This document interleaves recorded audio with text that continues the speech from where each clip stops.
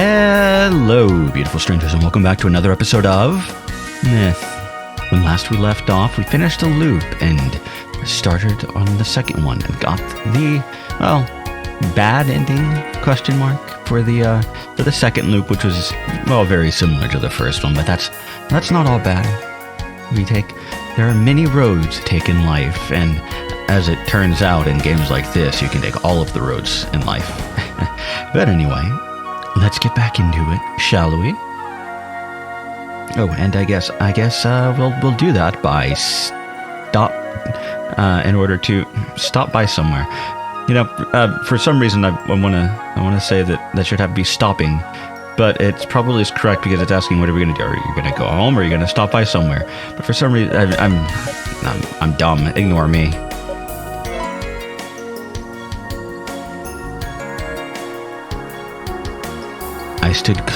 I stood still to clear my mind. I wanted to feel a little rebellious. My bangs drifted in the wind generated by the oxygen production machines. There was no problem with that, so long as it was fresh air. Letting the wind blow against me felt nice because it made me feel like I was alive. To be able to feel that was like paradise for me. As I stood there with the wind gently blowing against me, I noticed something. There was a fork in the road. The one road led to my school. The other road was someplace I had never been before. Feeling the fresh air and seeing that scene made me feel strange, because it piqued my curiosity. I wanted to know what lay beyond that road. I decided to head home, though. It wasn't like the world would change if I went there anyway. Sure, we'll skip the scene. And then we'll stop by somewhere again. Yeah. I gazed at the other side of the intersection with a faint bit of hope in my heart. It was neither worthwhile nor efficient. And I don't know. And it wasn't like anything was going to change by doing that. I just wanted something to be different, for there to be something I had never seen before. A girl was walking on that unfamiliar sidewalk. That alone wasn't worth getting excited over, though. There was something about her that was different from everyone else. She had a shadow. Something that was supposed to have disappeared long ago. She stood for a moment at the crossroads, seemingly in thought. After a bit of wandering about, she nodded her head up and down and began to walk. I couldn't help but follow her. It wasn't like I had a reason for it. Nor did I know her personally. Alright, I'm trying to fix my headphones. No idea if you can hear that, but it's right by my microphone. Or, not right by, but kind of closest to my microphone. But I walked down that unfamiliar path behind her. She was heading for what looked like an abandoned building. The moment I decided to carefully watch her actions, something happened. The air began to distort and forming an inconceivable vortex out of nothing. What the? The girl didn't move at all as that happened. I changed my angle of view and looked at her again. She was whispering something under her breath. Calm down. There must be a trick behind that. It made me wonder, though. This was Japan, the leading technological country in the world. Was there anyone in this country who could actually produce something capable of that? A transporter capable of manipulating substances. Wait, that would be no different from the clothes iron I have back home. Well, I understand material manipulation like that on a small scale, but for something able to generate an effect like that effect on something like a building is... A device like that would have to be huge. Hey there. I felt something on my right shoulder. What's up? The girl was right before me. I didn't even realize it. Whoa. How's it going, Giant Iron Son? What? Oh, right. I'm not an iron. Is she psychic or something? Shimon, the Magnificent. How bizarre. I'm just being old school. I had no idea what she meant. So, who are you? She smiled as she said that. I took a deep breath, then... Tanabe. Meto Tanabe. Told her that. Heyo, Meto-san. She was overly friendly. What's that behind you? Oh, that? Her expression changed upon hearing my question. I immediately realized she was kind of a simpleton. Did you see the gate? No. I said I didn't. Then, wait a sec, I also realized she overreacted a lot. It's not right to lie. I didn't think it'd be a good idea to tell you the truth. So, what are you gonna do with me? Kidnap me? Imprison me? Wait, are you really gonna do that? I was just joking, but she looks like a... Never mind. I'm not gonna go there. I'm just horsing around. I want to invite you to to another world. That's no different from kidnapping me. I'm not gonna kidnap you. Anyway, it's fine. I'll even provide you with 3 meals a day.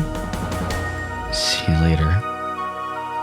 I decided to get out of there before things took a turn for the worse. Wait a second. She grabbed my arm. People aren't supposed to see this gate, and you saw it, so that means you have to go through the gate now. You have no other choice.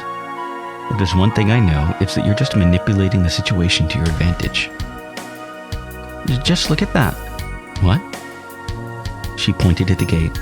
It began to distort and bend even more, expanding to the point where a person could pass through. Phew. I couldn't even react to her sigh. I was shaken up. I had never seen anything like that before. But for some reason...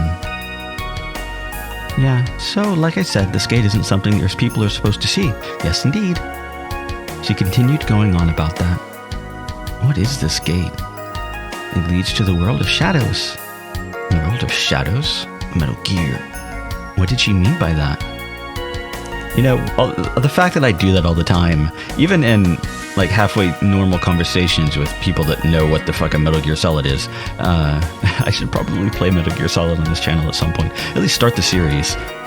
Like, I don't particularly think 1 holds up that well. It didn't age very well, but I still love the series. I love the story of 1, so, you know. It is one of my favorite video game series for a reason. Never mind. What did she mean by that? Being of light, I suddenly heard a voice. It wasn't something anyone actually said, though. I heard it directly in my head. Did you say something? Nope. Was I just imagining things? I'll explain everything once we're inside. She tugged on my sleeve, pulling me toward the gate. Here we go. Wait. I pulled back on her arm. I'm not going. How could I go to some mysterious place like that? She did her sign again before looking at me apologetically. It actually kind of hurts my throat to do that. Yeah. Please, you already saw it. I'm not interested. I promise I won't tell anyone. Just don't take that conversation out of context. I was serious about the latter half. Not like anyone would ever believe me anyway. But I was kind of Forget it. It's not possible anyway. I shook her arm off and made to turn around when... stepped through that door and returned to me. The voice was clearer than before. That time around. It was like it was speaking directly to me. The girl seemed to be confused as I stood there. No, it's nothing. I definitely heard someone's voice. I didn't know who it belonged to, but it felt so nostalgic to me. I pieced together my memories, attempting to figure out who that voice might have belonged to. Huh? Was that just a coincidence? I imagined that voice, and a particular person came to mind. She looked slightly different, but she was very similar to the girl standing before me. Hello? Their tones were completely different, though. I couldn't imagine that this girl could ever sound like her. Her very disposition was different, but... Show me. I faced the gate as I said that. Huh? I'm gonna go through the gate or whatever, so show me around. A broad smile immediately formed on her face. Okay. What's your name? Ah, I forgot to tell you, I'm Shimon. That's not true. Can I even go back that far? Let's see. How far back can I go? Wow, that's pretty far.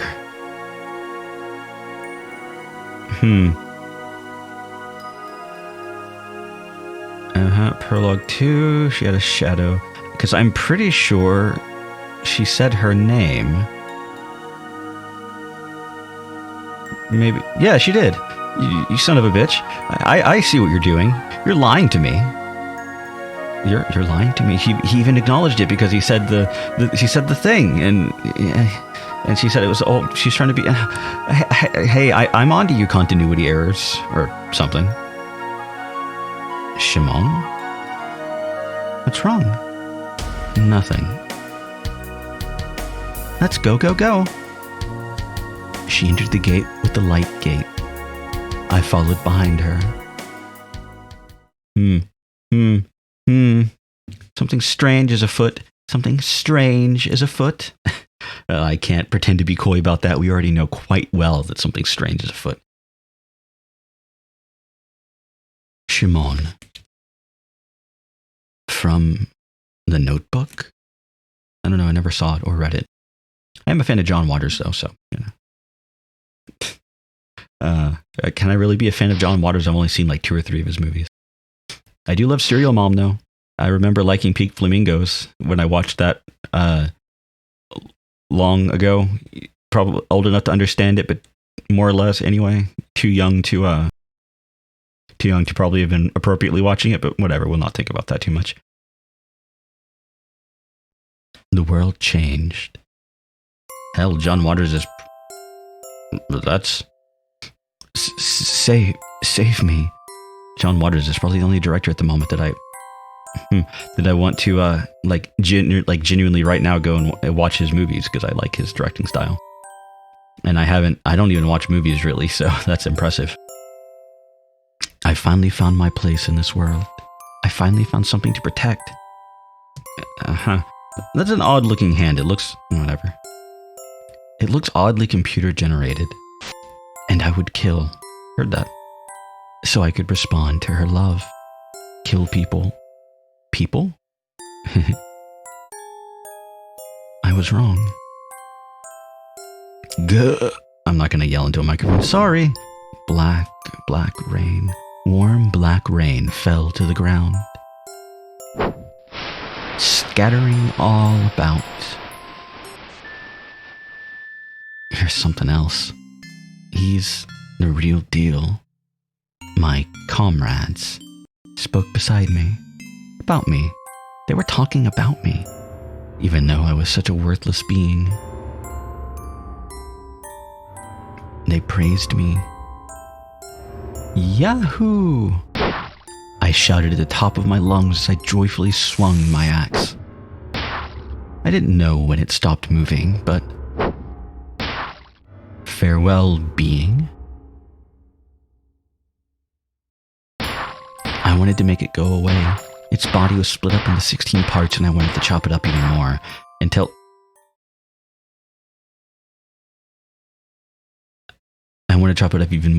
it was just like a bunch of tiny dice, and I carefully used my feet to turn it to the ground, kicking dirt on top of it, and we were dirt and more and more dirt, deeper and deeper. Berserker? Yes? I was somewhere else before I realized it. What was I doing? How are you doing? Doing? I feel fine. I didn't know exactly what she meant by that, but I had a general idea.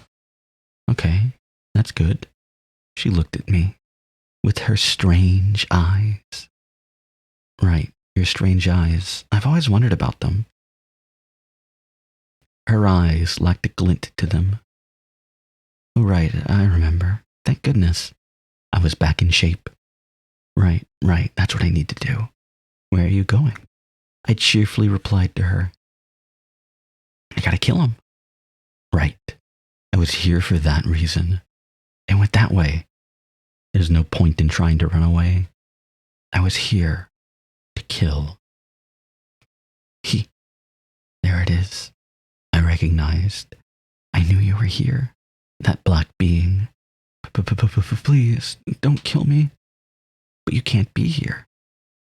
I had to kill it. No, Never seen your own before? This is what your back looks like. Cognizance. The being shouldn't be here's the being that shouldn't be here's final cognizance. I wanted to make it last. It's your skin from your back. Pick. After that, I let him stay cognizant for as long as I possibly could. Narfi? Narfi's been strange lately. It's not like anything's changed. Berserker. Yes, Odin? She was the only person who called me Berserker, so I responded to her as she stood beside me, or behind me. Seemed to be getting the hang of things? Yeah. I didn't know what she meant by that. She knows everything. It was amazing. So, I have a favor to ask.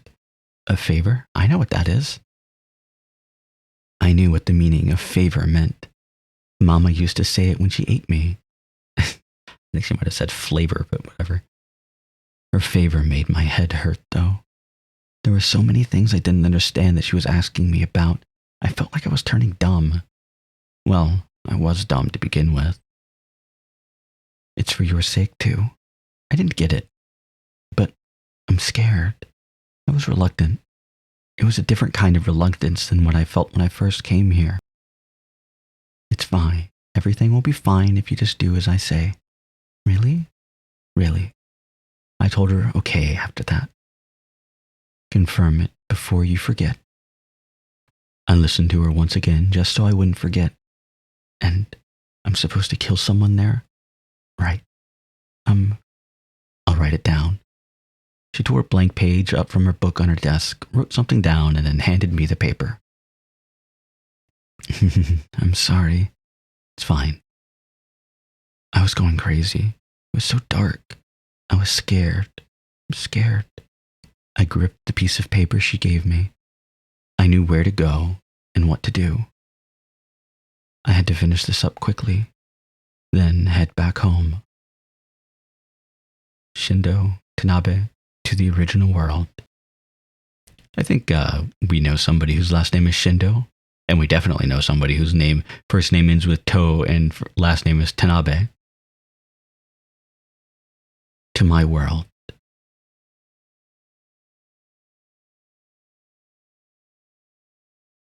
Myth. Day 1. Beginning 2. Total darkness. A darkness so deep that I couldn't even make out my surroundings. This way. I felt something warm in the palm of my hands. It seemed like she was holding it. I began to walk, that warmth serving as my guide. It's so dark. Can't see a thing. It was as though there was no sunlight at all in this world. I couldn't make out any visible light source. I forgot. Shimon told me to stay still, so I did just that. Then she proceeded to hit me on the head. That hurt. Sorry, that should make things better. She told me to look carefully. I focused on my surroundings and the darkness began to clear away, revealing a cave of sorts. Where are we? In a passageway between the world of light and the world of shadows? She began to walk away again, and I followed behind her. How did you do that? Was that Shimon magic? You said it before I had a chance to. She waved her arms about, trying to make it seem like it was all mysterious. Oh. You don't seem to believe me. Of course not. Why would I need any lighting at all if you could just hit someone and make things bright by hitting, or if you could just make things bright by hitting someone? light's pretty useful for waking you up, but I have to admit that I do look pretty pathetic when I do. But wait, there's more. Like my Shimon punch. I can send people flying over 50 meters with it. Apologize to Newton right now. Don't you like my buff and sexy body? Her arms looked like sticks. I sighed as I gazed at her flexing. Her biceps were tiny. Let's just pretend it's magic. There was no point in arguing. I can see the sunlight. I squinted.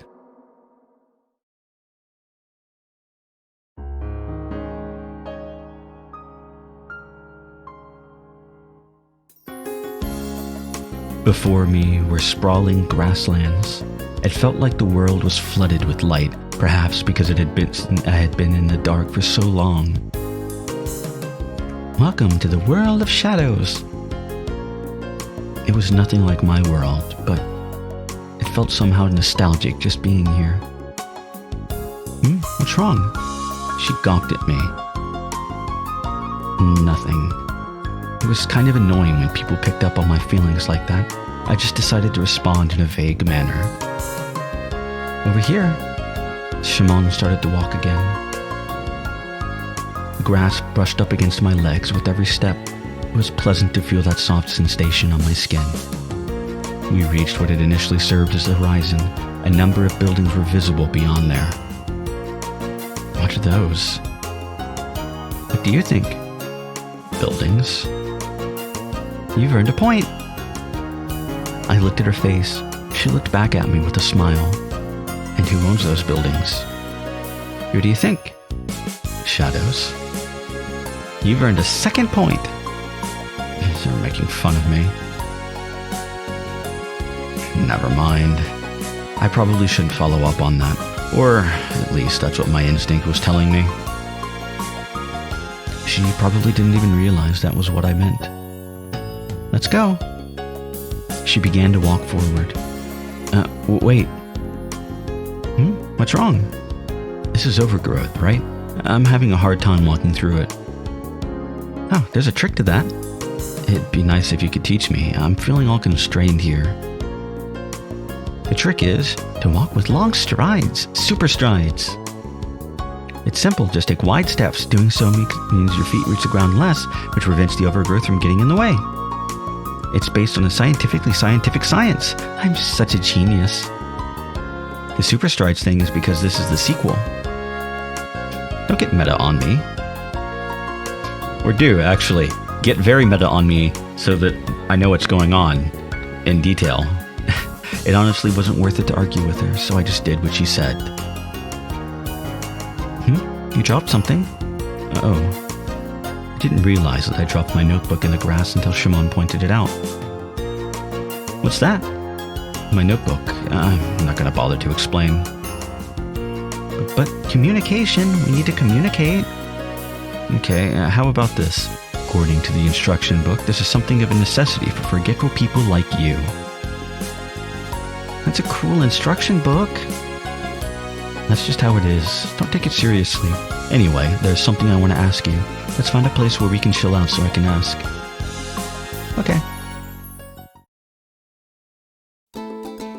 Whoa. I wasn't expecting that many. I couldn't hold back from saying that upon seeing all the black entities. That's a good reaction. Really? What's with them? How do they eat and stuff? I tried to keep my cool, so I asked Shimon that. By putting things in their mouth and chomp, chomp, chomp. That's a rather vivid image to have. Why don't we all have a big party with the buffet?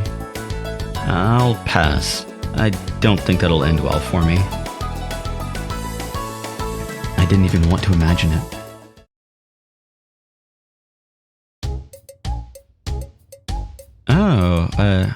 You're someone new. Okay. Hey, Shimon-chan. The villagers call out to Shimon as we walked by them. The one speaking to her now seemed to be in his early 20s. Hey there. Who's that? The shadow looked at me inquisitively. Meto Tanabe-san, he's from the other world. Oh, The other world. Wait, isn't that strange to you? Is my world famous or something? Well, it's common knowledge that people live there. Maybe it was common knowledge for you guys, but this was a completely foreign to me. I'm surprised you guys don't show up then. Well, only Shimon-chan's allowed to go there. I see. It's not like many people would take notice of her. You seem to know a decent amount about our world, though. It's all thanks to Shimon-chan. I'm actually a secret agent. Please deposit my payment into a Swiss bank account. Thank you. So said the secret agent, so readily willing to reveal her identity to the people she was infiltrating. He's smitten by her beauty, Shimon-chan. It's Lupin. Just keep doing that. That's not the only Lupin reference that this visual novel makes, by the way. Apparently, the existence of my world was considerably important in this one. Not exactly sure why they needed to know about it, though. It's true, though. The people from that world have no shadows. The villager walked behind me as he said that. So weird. Yeah, well, that goes for you too. I need a drink.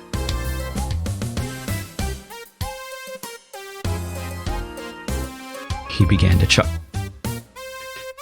chuckle. Guess we're pretty similar after all. No, we're complete opposites. Alright, let's get going.